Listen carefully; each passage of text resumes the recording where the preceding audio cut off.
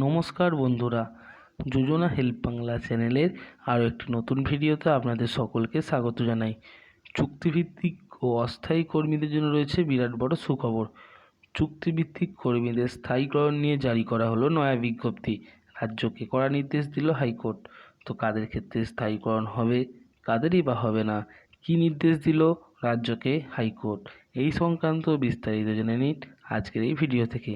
তাই ভিডিওটি স্কিপ না করে প্রথম থেকে শেষ পর্যন্ত দেখুন, আর চ্যানেল নতুন হলে অবশ্যই চ্যানেলটি সাবস্ক্রাইব করে নেবেন। চুক্তিভিত্তিক কর্মী নিয়োগ নিয়ে কলকাতা হাইকোর্টের সমালোচনার মুখে পড়ল রাজ্য সরকার।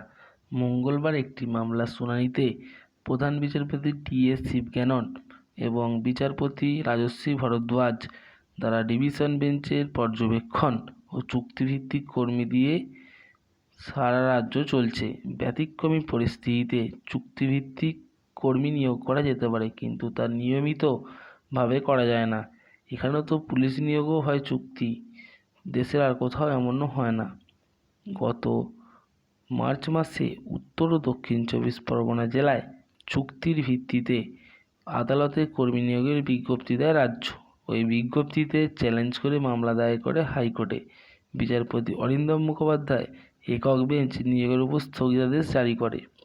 ওই নির্দেশকে চ্যালেঞ্জ করে ডিভিশন বেঞ্চের দ্বারস্থ হয় রাজ্য।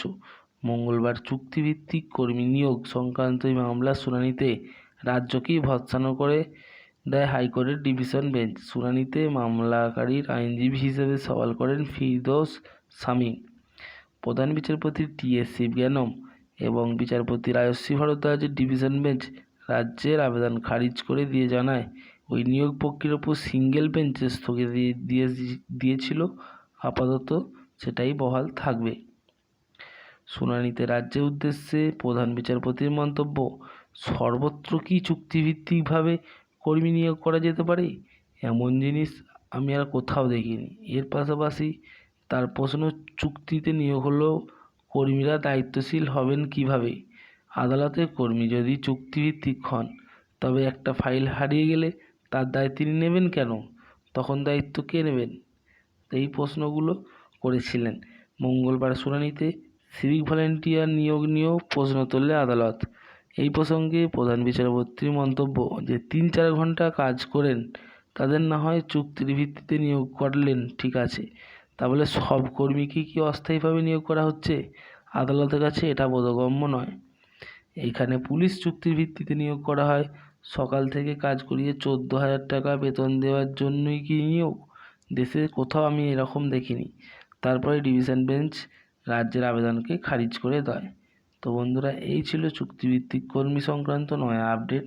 যদি ভিডিওটি ভালো লাগে অবশ্যই চ্যানেলটি সাবস্ক্রাইব করে নেবেন এবং পাশে থাকবেন। ধন্যবাদ।